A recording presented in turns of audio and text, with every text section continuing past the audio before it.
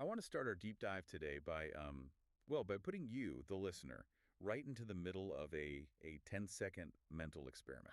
This is a fun one. Yeah, it's incredibly simple, but I want you to really try it. So for the next 10 seconds, do not think of a yellow car. Right. Do not look around your environment for a yellow car. Just whatever you do, suppress any imagination of a bright yellow vehicle. Which is, it's practically impossible. Completely impossible. Right, because even as the instruction to suppress the thought is delivered, the image of a bright yellow sedan or a hatchback is already flashing across your mind's eye. Yeah. The brain literally cannot process the negation of a concept without first activating the concept itself. Exactly. By explicitly forbidding the thought of a yellow car, your brain is suddenly primed to see them everywhere. Yep. If you were to walk outside right now, cars that you would normally just, filter out as entirely irrelevant background noise, they will suddenly jump out at you. They'll practically glow in neon. Right. And this phenomenon is what today's sources call the yellow car effect. Uncovering how it operates, well, it completely changes how we understand human attention. It really does. And the source material we are working with today is a presentation titled Brain Power. Yes. It breaks down the mechanics of directing attention for deep learning. And the core premise here extends far beyond, just traditional study habits. Way beyond. Yeah, it attempts to uncover the hidden biological system that governs our curiosity, our identity, and our sense of purpose. So the mission of this deep dive is to unpack that hidden biological system. We are going to explore how mastering this internal filter can radically change how we learn, how we lead teams, and ultimately how we construct our own view of the world. Absolutely. Okay, let's unpack this. Because before we get to the practical applications, we really need to understand the underlying biology. We do. We need to know why the brain suddenly cares about yellow cars when, like, 5 minutes ago, they were entirely irrelevant. Right. And to understand that, we first have to shatter this really pervasive illusion about human perception. Oh, the video camera thing. Yes, we tend to walk around with this implicit belief that we see the world exactly as it is. Right. We assume our eyes and ears function like objective video cameras, just simply recording reality as it unfolds in front of us. But the core biological truth, highlighted in our sources, is that we don't see the world as it is. We see the world as we are biologically primed to see it. Because the yellow cars were always on the street. Always. The data was always there. Always there. But your brain didn't consider them relevant to your immediate survival or your current goals, so it actively suppressed them from your conscious awareness. I mean, we really need to look at the sheer volume of data involved here. It's staggering. It is. At any given second, your nervous system is bombarded by roughly 11 million bits of sensory information. 11 million. Per second. That includes, the subtle hum of the air conditioner, the exact temperature of the air on your skin. The feeling of your socks against your toes. Exactly. And the incredibly complex visual data of literally everything in your peripheral vision. And if we actually processed 11 million bits of data a second, our conscious minds would just shatter. Yeah, it'd be like a computer crashing from having a million browser tabs open at once. Precisely. Consciously, we can only process about 40 to 50 bits of information per second. Wow. So biologically, the brain is forced to ruthlessly delete 99.9% of reality before you ever even know it exists. That is wild. And the biological mechanism executing this massive deletion is this bundle of neurons located at the base of the brainstem, right? The reticular activating system. The RAS, yes. And the sources provide a highly accessible metaphor for this system. Imagine the RAS as a gatekeeper. Okay, so if I am picturing a strict bouncer standing at the velvet rope of my conscious awareness, I have to assume the bouncer is working off a very specific VIP list. Oh, absolutely. The brain must have a rigid set of criteria for what gets past the door and what gets left out in the cold. So how does the gatekeeper decide? Well, it has a checklist, and the criteria are entirely uncompromising. The sources outline a 5-point hierarchy that your internal gatekeeper uses to prioritize incoming information. Okay. If the incoming sensory data doesn't match something on this 5-point checklist, it simply bounces off. Rejected at the door. Exactly. Number 1 on the list is immediate goals. Right. This is why, if you haven't eaten all day, your gatekeeper suddenly permits the faint smell of a bakery from 3 blocks away to enter your conscious awareness. While totally filtering out the sound of the traffic next to you. Exactly. Goal number 1 is find food.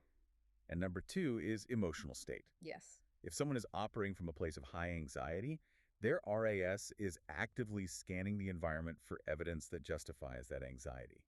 It is literally looking for things to worry about. Which brings us to number 3, which is identity beliefs. This one is huge. It's a profound filter. The brain seeks cognitive consistency. If you hold a deep-seated belief that you are an uncoordinated person, your gatekeeper will meticulously highlight every single time you trip on a rug or drop a pen. Because that data confirms your identity. Exactly. And it will simultaneously filter out the 100 times that day you successfully navigated complex physical spaces without any incident. Because that doesn't fit the VIP list. Right. Then number 4 makes total sense from an evolutionary standpoint. Perceived threat or reward, So a sudden loud noise, a fast-moving shadow. or the promise of a massive financial payout. That stuff skips the line entirely and gets immediate entry into conscious thought. Right. Survival and reproduction. Yeah. And finally, number 5, deeply held cultural norms. Yes. We are intensely social creatures, so we're biologically wired to notice behaviors or symbols that either align with or violate the unwritten rules of our specific social groups. Like noticing when someone is standing just a little too close in an elevator? Yes, because it violates a cultural norm, your gatekeeper flags it immediately. And looking at that 5-point checklist leads to this massive core insight from the text. The author states plainly, attention precedes understanding. Yes. We often find ourselves so frustrated when a concept doesn't land, like whether we are trying to grasp a complex new software at work or trying to explain a concept to a child. We think it is a failure of intelligence. But the raw material of reality must pass through that RAS gatekeeper before any deep cognition can even be initiated. That is the biological bottom line. Yeah, the reticular activating system determines the raw material available for higher level thinking. If the data doesn't make it past the gatekeeper, the prefrontal cortex, the part of your brain responsible for logic and deep thought, it just has nothing to work with. It's an empty desk. Exactly. If you do not literally notice the right things, you cannot think deeply about them. It is a biological impossibility. Before cognition can deepen, attention must first be directed. Here's where it gets really interesting, because the sources do not just leave us with the biological mechanics of the brainstem. They take this reality and map out a cognitive continuum. The 5 levels. Right. It is a 5-level staircase illustrating how a person processes information based entirely on what their RAS is currently filtering for. And if we walk through these levels, it becomes very clear why so much of our daily communication completely misses the mark. Well, the first step on that continuum is level 1, which the sources call the recorder. The recorder. Yes, this represents the most basic surface learning. At this level, the learner's RAS is filtering purely for safety, compliance, and survival. What is going to be assessed, and how do I avoid making a visible mistake? And this does not just apply to a third grader doing a math worksheet. Not at all. Think about a corporate strategy meeting. If a manager opens a quarterly review by saying, we need to go over the Q3 compliance failures, every employee's gatekeeper instantly shuts down to level 1. Instantly. They're not thinking innovatively. They're just trying to survive the meeting without looking incompetent. Right. To shift out of that, the text provides a specific teacher lever. We have to explicitly prime attention. We have to give the gatekeeper a new set of instructions. So instead of saying, we are reviewing compliance, a leader might say, today, I want us to look for the hidden patterns in our Q3 data. And when a leader or a teacher successfully shifts that framing, the individual moves up to level 2, the pattern hunter. I love that term. It's great. At this stage, genuine curiosity awakens. The RAS stops scanning purely for right answers and compliance, and it begins scanning for connections. Yeah. The gatekeeper is now actively looking for similarities, relationships, anomalies. It's asking the critical question, what surprises me here? So the mechanical shift there is moving away from merely delivering information toward noticing information. Exactly. By asking a team, what pattern is emerging from these client complaints, you are practically watching the gatekeeper open the door wider. But moving from level 2 to level 3 requires navigating a very delicate psychological threshold. It does. The sources call level 3 the debater, which represents the social construct of learning. And what's fascinating here is a specific phrase the author uses to describe this threshold. Connection before curriculum is a biological reality. Connection before curriculum. Yes, this is where the concept of psychological safety becomes paramount. Because the reticular activating system doesn't just scan for physical predators, It scans relentlessly for social threats. Which makes sense biologically, but in a modern environment, social threats are invisible. An employee isn't being chased by a lion. They are just terrified of sounding uninformed if they push back against the CEO's idea. But to the RAS, those two scenarios trigger the exact same defensive filter. Wow. If psychological safety in a room is low, the amygdala essentially hijacks the RAS. The gatekeeper narrows its focus entirely to that social danger. Scanning for judgment. Right. The individual loses access to the cognitive bandwidth required for complex debate because their brain is busy asking, will I be ostracized for this? So you literally cannot debate complex ideas if your brain is stuck in that mode. You cannot. The key insight is that real debate cannot happen in an environment of social fear. However, if safety is high, the RAS expands. It stops scanning for judgment and starts asking, what is actually true? Which brings us to level 4, the strategist. Yes. We often lump the higher levels of learning together, but level 4 introduces a completely new variable into the biological equation, personal purpose. Purpose is the amplifier. Right. When a person knows they're going to have to actually apply the knowledge to solve a real-world problem, the RAS links the incoming information directly to their personal goals. The filtering mechanism changes entirely at level 4. The gatekeeper is no longer just looking for abstract truth. It is looking for utility. How can I use this? Exactly. How can I use this data to streamline my workflow? Or how does this theory help me build a better product?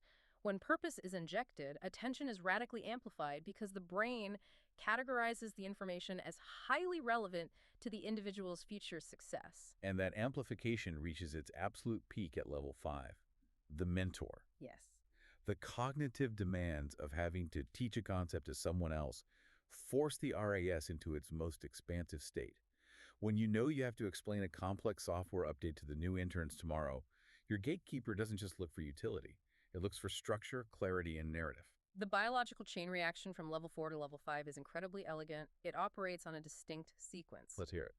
Purpose leads to directed attention. That directed attention leads to high retention, and that retention ultimately builds identity. Identity. Yes, you transition from being a passive receiver of information to identifying as an expert or a guide. That transition into identity is a perfect bridge to the next major component of this deep dive. If belief and attention are stuck in this continuous loop, we have to look at how this applies to our own self-perception. Oh, absolutely. We've discussed the RAS filtering external data like corporate strategy or academic subjects, but the gatekeeper is equally ruthless when filtering evidence about ourselves. The text refers to this internal filtering as the self-belief loop. Right. Because identity beliefs are number 3 on the gatekeeper's strict checklist, the RAS is constantly hunting for data that proves you are who you think you are. So if a person holds the core belief, I am a terrible public speaker, Their RAS will actively highlight the one time they stuttered during a presentation. It will fixate on the one person in the third row who looked bored and the one slide that didn't load properly. and it will completely delete the fact that the rest of the audience was engaged, the client asked great follow-up questions, and the meeting ended on time. Exactly. The brain literally hides the evidence of success to protect the established identity. But conversely, if that same person adopts the belief, I am a professional who improves my communication with every presentation, the gatekeeper's filter reverses. Right. The RAS begins highlighting the moments of smooth delivery, the effective use of a pause, and the positive feedback from a colleague. The quote from the source that encapsulates this dynamic is so good. Belief shapes attention. Attention shapes experience. It's a closed loop. Right. And if belief and attention are operating in a closed, self-reinforcing loop, it begs the question, how do we break into that loop? How do we hack the gatekeeper so it starts looking for the right things, either for ourselves, our children, or our colleagues? Well, the sources provide a highly specific 5-part toolkit designed to deliberately tune the RAS for depth and purpose. Let's walk through it. The first strategy is establishing daily intentions. And this is not about setting a generic goal like, I want to have a good day. It involves creating an explicit noticing frame before an activity begins. Setting a noticing frame. Yes. It is about giving the gatekeeper a set of marching orders.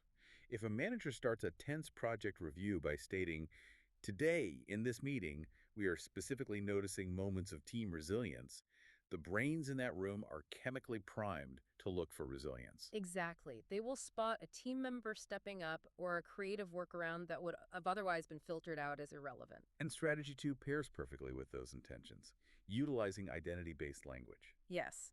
The way we frame an action significantly impacts how the brain categorizes it. If a parent asks a child, "Who got the highest grade?" the language triggers a level 1 compliance filter. It becomes about surviving a ranking system. Right, but if the language shifts to, "We are scientists testing new ideas," it activates long-term motivational systems. You aren't just completing a task, you are stepping into a persona. And the brain wants to act in accordance with that persona, so the RAS starts filtering for scientific curiosity rather than simple obedience. That brings us to strategy 3, which leverages the single most effective hack for the reticular activating system, question-driven attention. Yes, the human brain is biologically incapable of ignoring a well-framed question.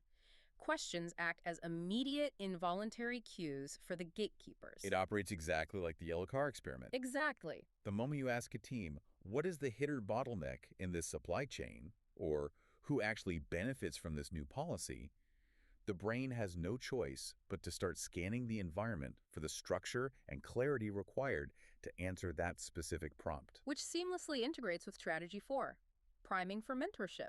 Right. This is effectively a shortcut to level 5 of the cognitive continuum. You do not wait until someone has mastered a skill to ask them to teach it. You introduce the mentorship dynamic at the very beginning of the learning process. And the specific prompt suggested in the text is brilliant in its simplicity. As you review this new protocol today, think about how you would explain it to the new hire starting next week. Yes. By putting them in the mindset of the mentor immediately, the gatekeeper filters the information for maximum clarity and structural integrity from minute 1. And finally, strategy 5 is perhaps the most empowering tool in the entire framework. Teach the learner about their own brain. Yes. Do not keep the mechanics of the reticular activating system a secret. Explicitly sit down with a team or a student and explain the yellow car effect. Give them the actual user manual for their own conscious awareness.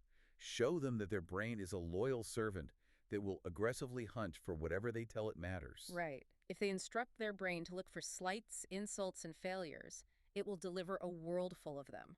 But if they instruct it to look for opportunities, micro-progress, and connection, it will deliver that world instead.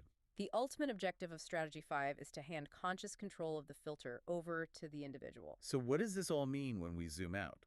We have examined the individual brainstem, the single learner, and the dynamics of a single meeting room. But the sources push this concept into the macro view. They do. They examine schools, and frankly any large corporate organization, as massive collective attentional systems. And this represents a crucial pivot in the material. It forces us to realize that organizations unintentionally train the collective RAS of their people every single day. The environment matters. Immensely. The physical environment, the reward structures, and the daily routines broadcast a continuous signal that every individual gatekeeper picks up on and adapts to. So if a school or corporate culture consistently rewards working late, aggressively ranking employees against one another, and celebrating whoever speaks the loudest in meetings, the collective gatekeeper adapts to survive. Exactly. The employees will filter every interaction through the lens of cutthroat performance. They will scan for vulnerabilities in their peers. But if an organization genuinely emphasizes curiosity, collaborative problem solving, and real-world impact, the workforce will filter their daily experiences for meaning and contribution. The profound realization is that the system itself decides what becomes noticeable to the people within it. And to deliberately design a healthy system, the sources outline an implementation framework. It is a 4-step progression that mirrors the cognitive levels we discussed. Let's break that down. Step 1 is establishing robust psychological safety at scale. You have to actively dismantle systems of constant comparison and normalize the reality that early drafts and mistakes are part of the process. Because if you skip this step, the collective RAS remains stuck scanning for social threats. Exactly. Level 1 survival mode. Step 2 is aligning language across the entire organization. It is not enough for one manager to use identity-based language. The entire leadership team needs to adopt shared phrasing that treats employees as innovators, problem solvers, and owners of their work. And step 3 involves cognitive integration. This means designing daily workflows and meetings that actively push people from merely noticing surface facts to synthesizing complex ideas. Right. It is the structural shift from delivering mandates to asking pattern hunting questions. And step 4 is embedding purpose. The organization must consistently draw a clear, undeniable line between the daily tasks and the real-world impact of those tasks. The gatekeeper needs to know why the work matters. If we connect this to the bigger picture, the sources distill this entire biological and organizational framework into a single, highly potent leadership cascade. The cascade. Yes. It is a chain reaction that clarifies exactly how human potential is unlocked. The cascade functions in a precise order. Okay. Attention is the necessary gateway to cognition. The raw data must be permitted through the door.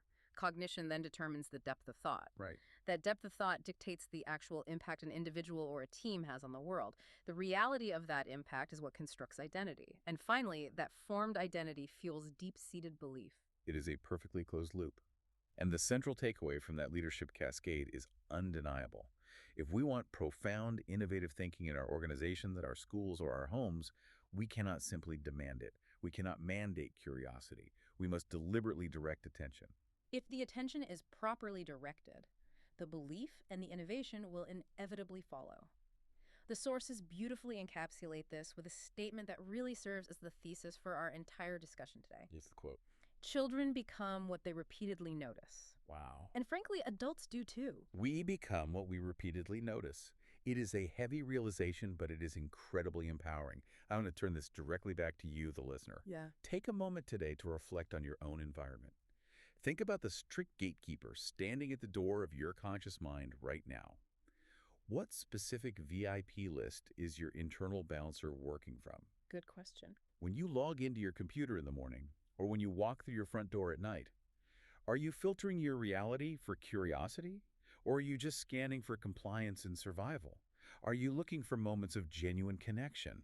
Or are you hunting for threats and potential judgments? Right. What specific identity are you actively constructing for yourself, brick by brick, through the minute details you choose to pay attention to every single day? This raises an important question, one that brings our biological reality into sharp conflict with our modern reality. Right. If our biology dictates that we become what we repeatedly notice, what happens when we place our deeply ancient reticular activating system inside modern digital environments that are highly optimized for endless distraction? Oh, wow. If the algorithms powering our social media platforms, our personalized news feeds, and our smartphone notifications are constantly aggressively priming our attention toward outrage, social comparison, and artificial urgency, are we unintentionally outsourcing our gatekeepers to tech companies? That is the quiet danger underlying all of this. Yeah. We are handing the clipboard and the VIP list over to an algorithm designed to keep us scrolling. Precisely. And knowing what you know now about the raw biological power of the yellow car effect, how can you use this understanding tomorrow morning to take the clipboard back? Right. How do you deliberately reclaim the door to your own conscious awareness? That is exactly what we will leave you to think about. Notice your yellow cars and take back your gatekeeper. Thanks for joining us on this deep dive.